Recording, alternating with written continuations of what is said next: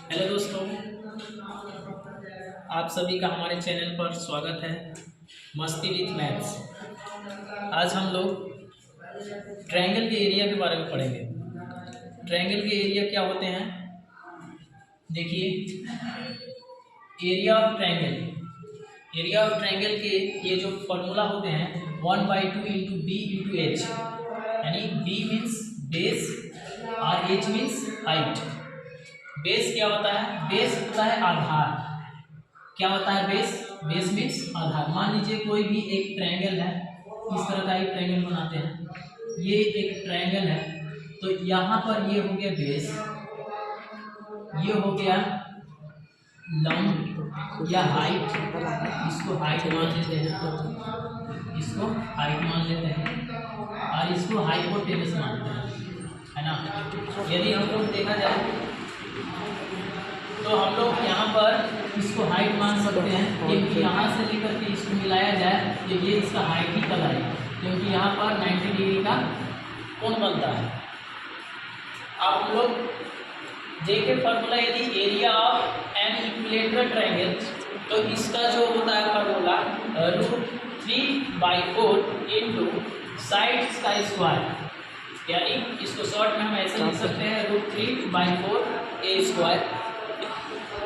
यदि हमको find out करना है किसी भी ट्रायंगल का एरिया, तो हम लोग एरिया को फाइंड आउट करने के लिए मान लीजिए कि इस पिक्चर का हमें एरिया निकालना है। तो एरिया निकालना है तो हमें हाइट का जरूरत है और बेस का जरूरत है। तो हमें हाइट दे रखा है इस एरिया का, इस ट्रायंगल के एरिया को निकालने के लिए, और ये जो हाइट है दे रखा है। ये हाइट नहीं होता, क्योंकि हाइट हम किसी भी चीज़ का यदि हाइट नापने जाते हैं, मान लीजिए कोई कमरा है, तो कमरे का यदि हाइट हम मापेंगे तो उसको तिरछा ऐसे नहीं मापेंगे, है ना। ऊपर से एकदम नीचे गिराएंगे, कोई धागे में भारी सामान बांध करके ऊपर से एकदम नीचे गिराएंगे और 90 डिग्री का कोण बनाएगा, तो उसका हाइट होगा, है ना। तो इसका हाइट ये और ये नहीं है, ये इसका हाइट होगा। तो ये हाइट है दे रखा है 3.4 और ये बेस है BC बेस है जो कि 4.6 दे रखा है। हाँ, तो हम लोग किसी भी ट्रायंगल का यदि हमें एरिया निकालना है, मान लीजिए इस ट्रायंगल का एरिया निकालना है, तो फर्स्ट ऑफ ऑल हमें हाइट पता करना पड़ेगा, बेस पता करना पड़ेगा, क्योंकि फार्मूला क्या होते हैं 1/2 बेस इंटू हाइट। तो यहाँ पर हाइट दिया हुआ है 3.4 और बेस दिया हुआ है 4.6, इसलिए एरिया ऑफ ट्रायंगल हम लोग लिख करके 1/2 बेस इंटू हाइट लिखेंगे। और बेस क्या है? BC है, BC लिख दिए। और हाइट क्या है? AD है, AD लिख दिए। BC जो है 1/2 4.6 दिया हुआ है BC, और AD दिया हुआ है 3.4, और इसको काट देंगे 2 से तो 1.7 आ जाएगा। 4.6 इंटू 1.7 इक्वल टू कितना हो जाएंगे? 7.82 सेंटीमीटर स्क्वायर होगा, क्योंकि एरिया जो है स्क्वायर में निकाला जाता है। ये हो गया आपका। अब इस पिक्चर को यदि देखा जाए तो ये इस पिक्चर में ये हाइट नहीं है, ना ही ये हाइट है, ये हाइट ये है ना। तो ये 5 सेंटीमीटर हाइट दे रखा है, और QR ये बेस हो गया, तो ये 6 सेंटीमीटर दे रखा है।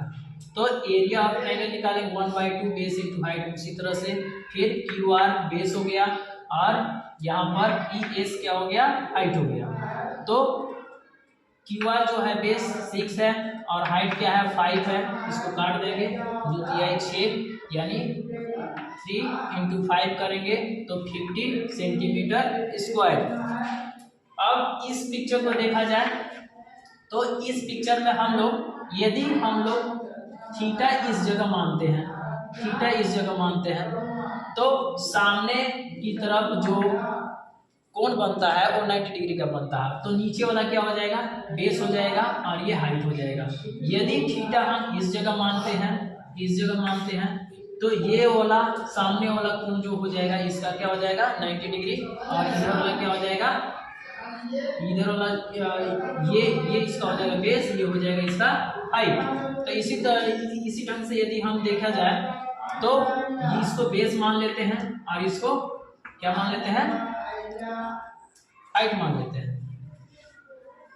इसको हाइट मान लेते हैं। हाँ जी।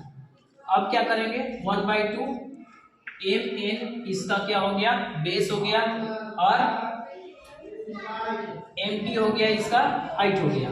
तो इसका बेस हो गया 4 और हाइट हो गया 7 सेंटीमीटर। इसको काट देंगे, 2 दूना 4, 7 दूना 14, यानी 14 सेंटीमीटर स्क्वायर। Thank you.